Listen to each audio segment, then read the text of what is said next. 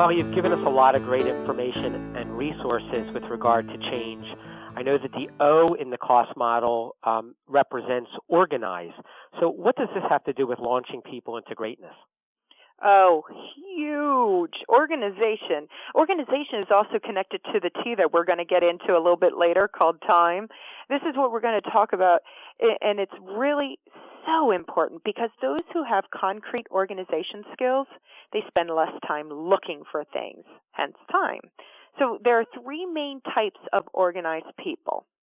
You have a person who struggles their whole life with organization, someone who used to be organized but kind of lost their way, or the third one is a person who basically feels organized but are constantly looking for new strategies to become more organized. So those are the three folks. And just as there are three types of organized people, there are typically three major things that really hold people back from getting organized. Okay? There's technical things. These are the items that don't have homes, confusing systems, more stuff than storage. So it's technical things. The second thing, there are external realities. You might have an unrealistic workload, speed of life. You might be in transition at the moment. So those are the external realities. And third, psychological obstacles. You might have unclear goals. You might have the fear of success and failure, fear of losing creativity, and you might have a need for distraction or perfection. Those are some of the psychological obstacles. So it's very, very important to get one with, yes, looking at what main type of person, organized person you are, but also what are the things holding you back? Because this is where we're going to get out clearing the clutter, also in the mind, but also in the things. And there's a basic three-step model that I use for organization. It's analyze, strategize, and attack. Okay? Analyze, strategize, and attack. Remember those three words, and they will take you far. Because so often people just go into attack mode because they're looking for that instant gratification. Oh, I'll just throw all that out. I haven't looked at that for years. And then they go back saying, oh my gosh, where is that? Oh, it's that stuff that I threw out. They just go right into attack. So what I'm going to do is really walk you through these three steps. And grab a pen, grab a paper, but if you're driving, don't do that.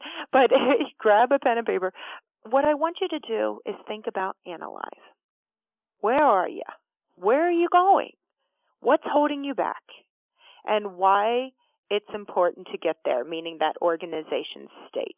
You need to begin with the end in mind. And I've said it on a lot of my keynotes and workshops. That's one of Stephen Covey's 7 Habits of Highly Effective People.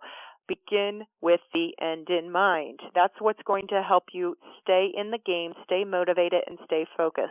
So ask yourself where you are, what are you going, and what's holding you back, and why is it important for you to get there? So that's analyze. So spend some time in that.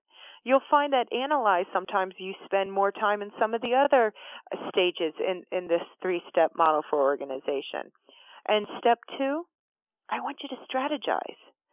I want you to really create, and you're not moving a darn thing. You're not purging anything. You're not doing anything. What you're doing is creating a plan of action for the physical transformation of your space. It includes a schedule. You're going to be thinking about what makes it work. Should the room be divided into, and this is a room spatial kind of thing. If you're dealing with a room, does it need to be divided into activity zones? And the activity zones, you might be thinking, okay, the stuff that I use more frequently. Where do I use them? Do I put things up high? You might think, okay, if I put that up high, that weighs 500 pounds. Okay, why are you putting that up high? Those kind of things that you are just putting the strategy together before you actually go to attack. So what makes it work? You're going to look at a room. It's easy to focus on one activity at a time, and items need to be stored at their point of use. And it also needs to be fun to put things away. When everything does have that home, nothing is worse. If you have piles there's usually a reason, whether it's a pile of papers, a pile of whatever, it's usually because they don't have a home. So make that visual menu of everything that's important.